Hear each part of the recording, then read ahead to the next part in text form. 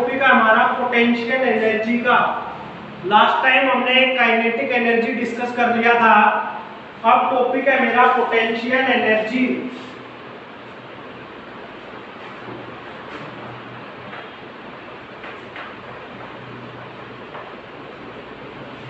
Potential energy में बेटा हम डिस्कस करेंगे the energy possessed bye a body by virtue of its configuration.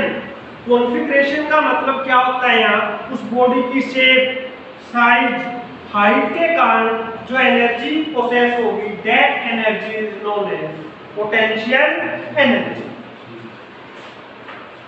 The energy possessed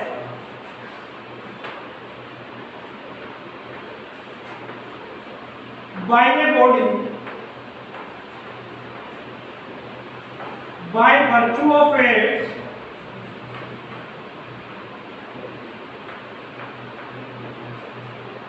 position and configuration।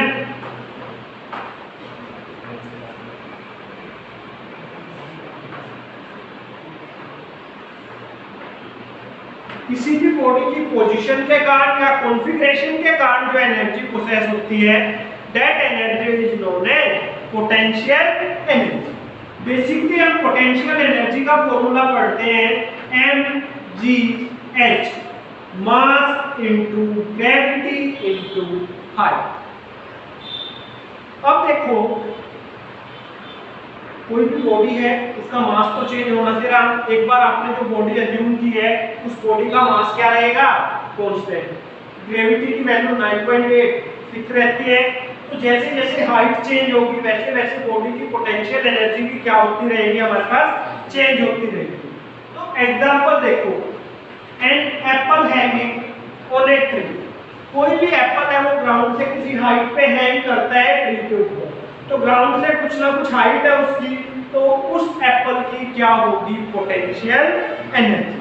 Potential energy मैंने क्या बताया, example Apple hanging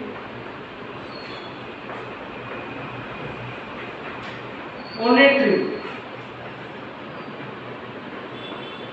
क्योंकि उस केस में जो एप्पल होगा वो ग्राउंड से कुछ ना कुछ हाइट पे होगा, डिस्टेंस पे होगा, तो उस केस में जो एप्पल की होगी वो क्या होगी, potential energy.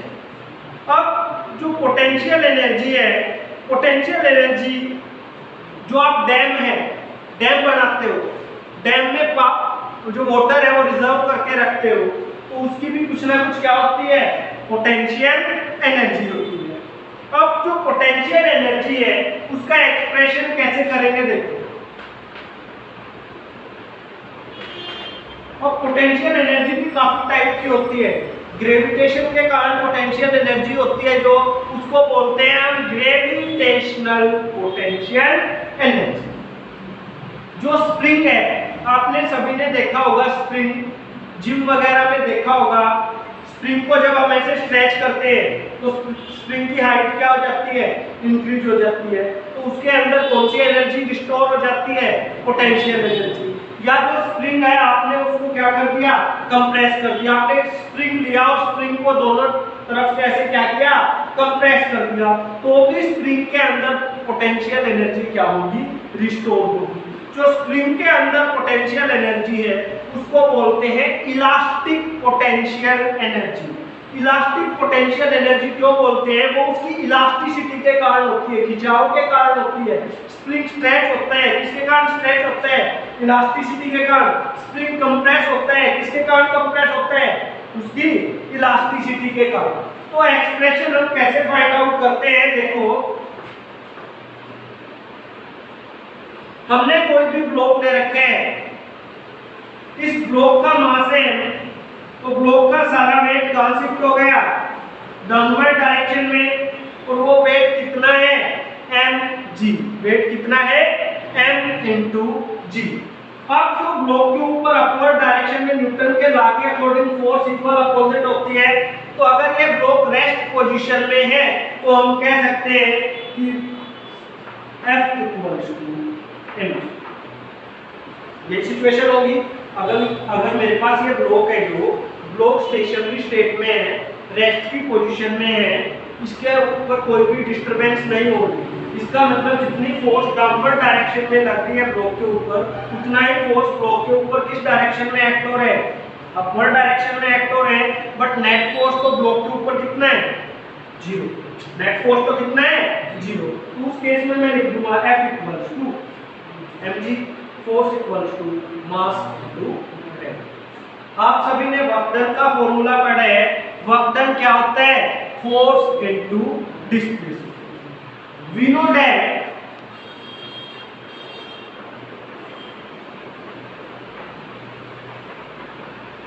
Work is equal to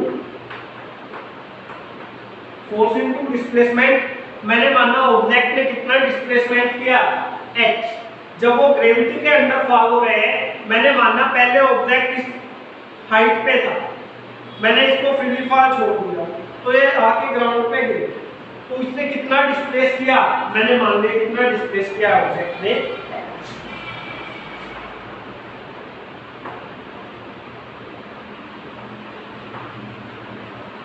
we know that work in the form of energy. Work किसकी फॉर्म होती है, एनर्जी। हेंस और potential energy m into g, that energy is known as, ये ग्रेविटी के कारण है, इसी को बोलते हैं हम ग्रेविटेशनल पोटेंशियल एनर्जी।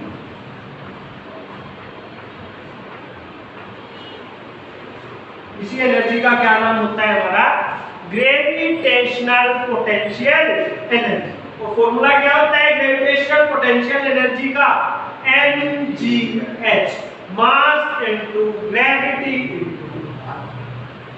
क्लियर है। पोटेंशियल एनर्जी क्या होता है, फर्स्ट टाइप की potential energy that will be the gravitational potential energy. I think सभी को क्लियर होगी, बहुत आसान सा टॉपिक है। अब सेकंड टाइप की पोटेंशियल एनर्जी में डिस्कस करूंगा, that will be the elastic potential energy, जो स्प्रिंग के केस में होती है।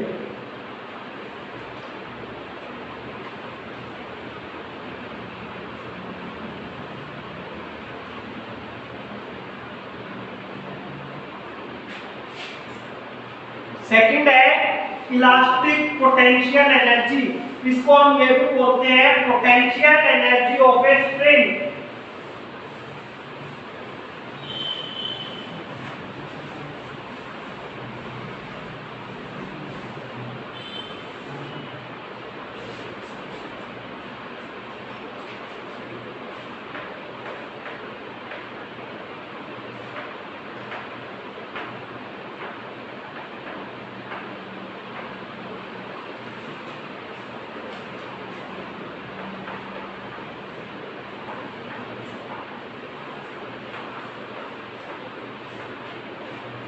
इलास्टिक पोटेंशियल एनर्जी इंपॉर्टेंट है बेटा, थोड़ा ज्यादा ध्यान देना है, इंटीग्रेशन यूज होगा इसमें।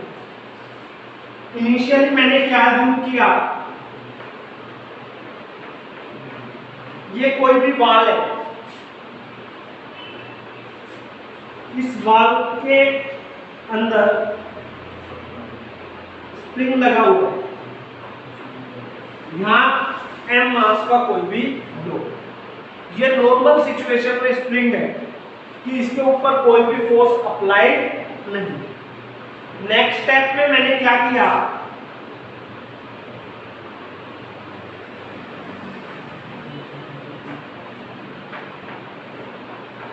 इस स्प्रिंग को ऐसे पकड़ के आउटर में क्या लगाई, फोर्स, स्ट्रेच किया। तो कौन सी फोर्स लगी, स्ट्रेचिंग फोर्स।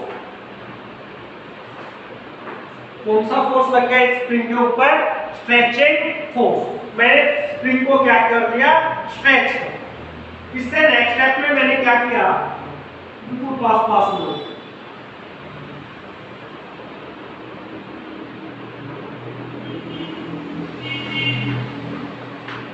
मैंने इस वेट को ऐसे करके क्या कर दिया, कंप्रेस। जैसे ही कंप्रेस किया तो इनके बीच का गैप क्या हो गया, कम हो गया, मिनिमाइज हो गया। तो that force will be compressing force.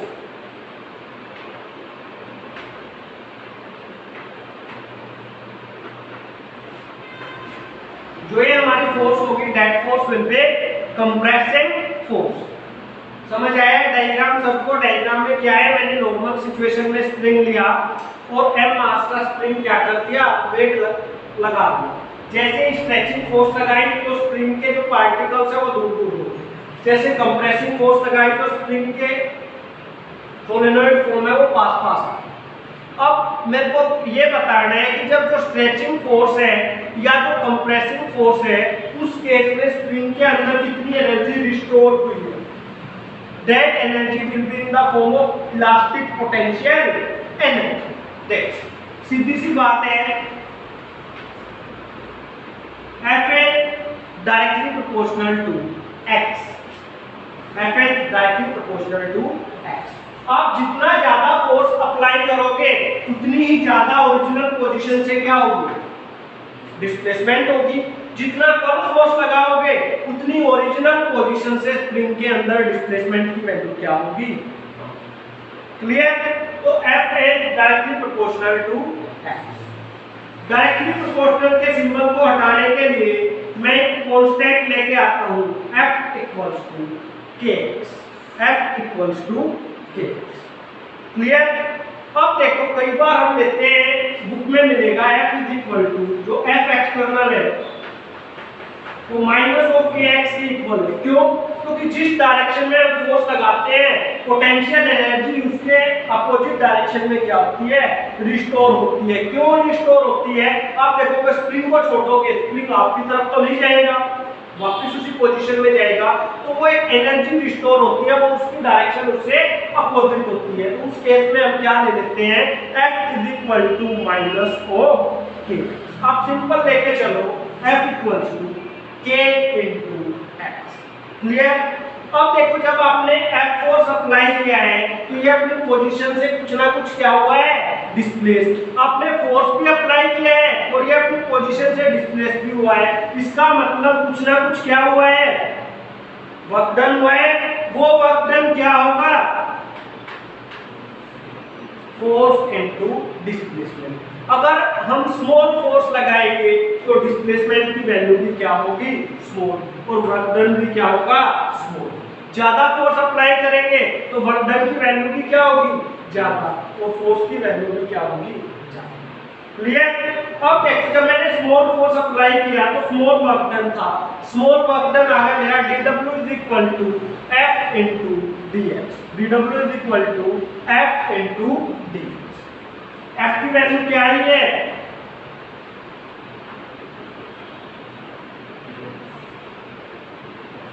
k into x into, ये स्मॉल के लिए था।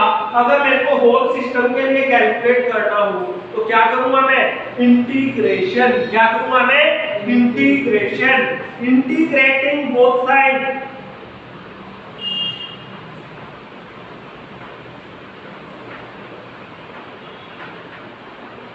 integrating both sides we get integration of dw is equal to integration of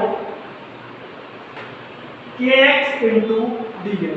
k constant था, कांस्टेंट टर्म इंटीग्रेशन के कहां आ गई, 1 into dx का x बताया था मैंने इंटीग्रेशन का फॉर्मूला, तो 1 into dw का क्या होगा इंटीग्रेशन का फॉर्मूला, w। k कांस्टेंट है, x into dx, x into dx क्या बताया था, पावर में 1 ऐड करके जो नई पावर है उससे क्या करना होता है, डिवाइड। तो क्या हो जाएगा, x square divide by x square divide by में।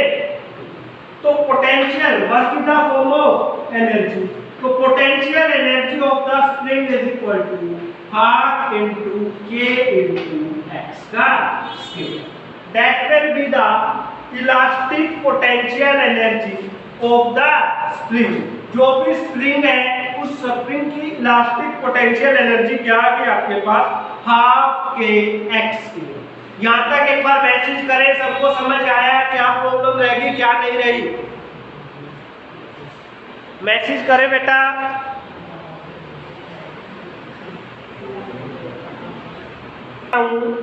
मैकेनिकल एनर्जी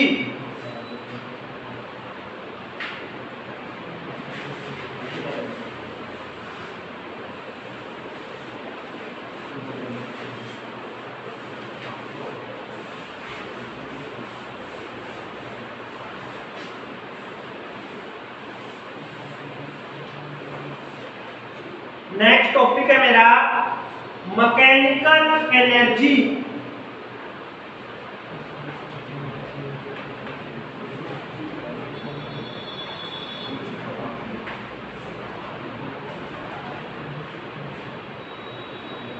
देखो किसी भी बॉडी की मैकेनिकल एनर्जी क्या होती है,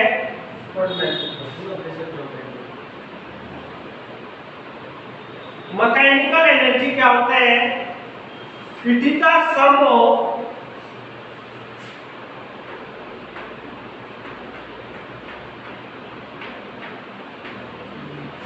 kinetic energy plus potential energy. Kinetic energy और पोटेंशियल एनर्जी के सम को हम क्या बोलते थे, mechanical energy.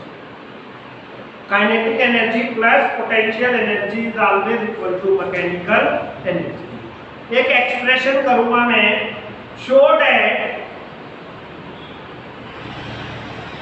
Mechanical energy of a freely fall body remains conserved.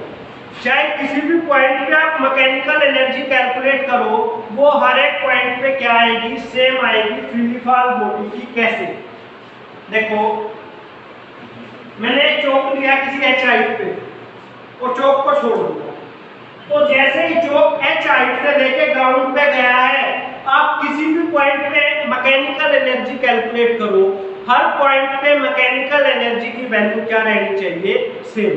उसी को बोलते हैं हम कि mechanical energy remains conserved at every point. हर एक पॉइंट पे मैकेनिकल एनर्जी क्या रहेगी, सेम। देखो हम कैसे कैलकुलेट करेंगे।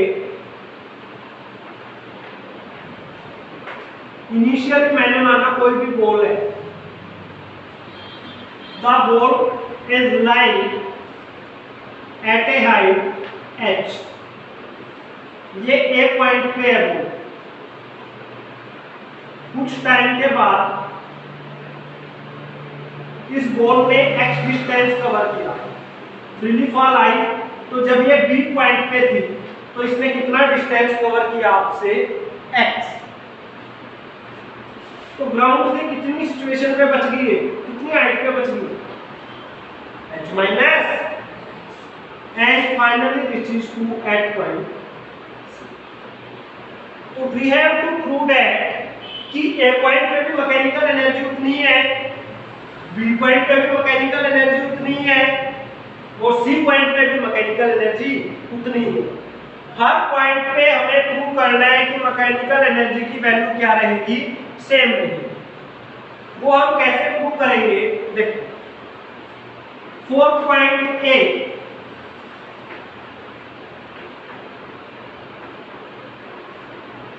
मैकेनिकल एनर्जी कैलकुलेट करने के लिए मेरे को दो एनर्जी कैलकुलेट करनी है, उसकी काइनेटिक एनर्जी और उसकी पोटेंशियल एनर्जी। तो देखो कैसे कैलकुलेट करेंगे बेटा, एक पॉइंट के लिए जब बॉडी एक पॉइंट पे है तो बॉडी रेस्ट में है, मैंने ऐसे पकड़ के खड़े कर रखा है, तो बॉडी की वेलोसिटी क्या है, 0। तो काइनेटिक एनर्जी कैलकुलेट करो इसकी, half m v square. Velocity कितनी है, तो काइनेटिक एनर्जी कितनी आ गई, क्लियर। पोटेंशियल एनर्जी, एक पॉइंट पे पोटेंशियल एनर्जी निकालो। पोटेंशियल एनर्जी का मैंने आपको फॉर्मूला बताया, मास into gravity into height, mgh। एक पॉइंट पे बॉडी कितनी हाइट पे है, मैंने माना बॉडी का मास क्या था, m, g ग्रेविटी से नीचे, तो एक पॉइंट पे तो h हाइट पे ही है, तो पोटेंशियल एनर्जी कितनी होगी, mgh। तो मैकेनिकल एनर्जी कैलकुलेट करो, 0 प्लस mgh क्या आ गई, mg। एक पॉइंट पे आपने मैकेनिकल एनर्जी कैलकुलेट की, वो आपके पास कितनी आई है, m इंटू g इंटू h।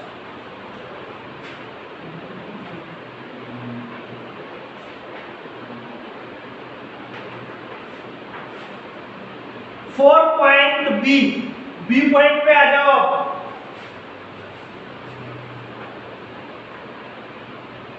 ऑब्जेक्ट बी पॉइंट पे आते आते ऑब्जेक्ट की कुछ ना कुछ क्या होगी, वेलोसिटी ऑब्जेक्ट की कुछ ना कुछ क्या आ गई, velocity.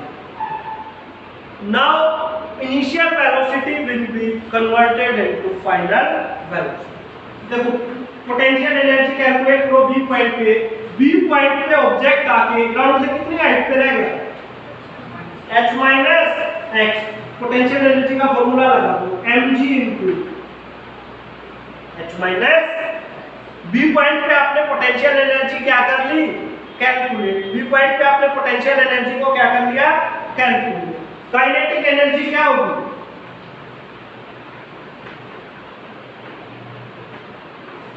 Half M V square.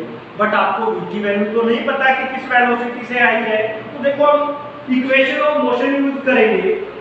v square minus u square equals to 2as। v square minus u square equals to 2as। Body की इनिशियल वेलोसिटी तो शुरू में 0 थी, बाद में तो उसकी कुछ ना कुछ वेलोसिटी आ गई, जैसे वो ग्रेविटी के अंदर फॉल हुई, तो u की वैल्यू कितनी होगी, 0। इनिशियल वेलोसिटी तो शुरू में थी, फिर initial velocity will be converted into final velocity. Initial velocity किसमें कन्वर्ट होगी, उसकी फाइनल वेलोसिटी में। तो final velocity v square equals to 2a। s क्या होता है, डिस्टेंस। कितना डिस्टेंस कवर किया है ऑब्जेक्ट पे, x, तो 2ax। v स्क्वायर की वैल्यू क्या आ गई, 2ax। काइनेटिक एनर्जी निकाल दो, हाफ m इंटू 2a। जो एक्सेलरेशन है, इस बार बॉडी किसके अंदर फॉल हो रही है, ग्रेविटी के अंदर। भाई बॉडी यहां थी, ये ग्रेविटी के अंदर फॉल हो रही है, तो a की वैल्यू किसके इक्वल आ जाएगी, g के इक्वल। a की वैल्यू किसके इक्वल आ जाएगी, g के इक्वल। जो body will fall under acceleration due to gravity. 2 से 2 क्या हो गया, कैंसिल। तो काइनेटिक एनर्जी क्या आ गई हमारी, mg। तो टोटल एनर्जी मैकेनिकल क्या आ गई, mgx प्लस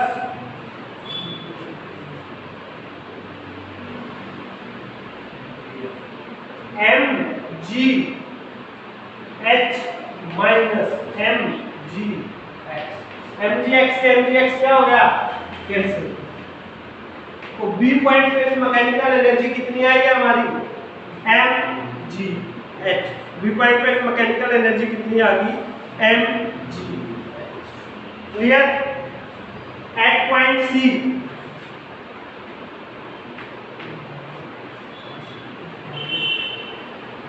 सी पॉइंट के ऊपर पोटेंशियल एनर्जी क्या होगी,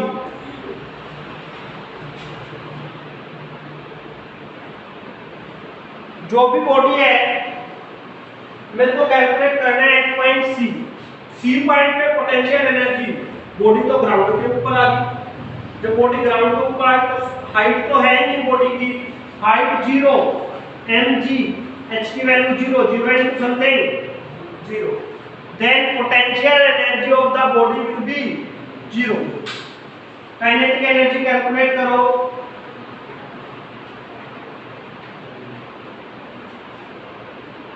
half m v square. v square की वैल्यू कैलकुलेट करो इक्वेशन ऑफ मोशन से। v square minus u square equals to 2as। v square equals to 2, a की वैल्यू g, कितना height cover कर लिया इस बार तो h। Kinetic energy half m, v square की ये वैल्यू है, that will be mgh, mgh plus 0, mgh। Hence, mechanical energy of a freely fall body remains conserved। Her point पे मैकेनिकल एनर्जी की वैल्यू क्या रहेगी, सेम। मैसेज करें बेटा, समझ आया नहीं आया, अगर कहाँ डाउट रह गया कहाँ से रिपीट करूं मैं।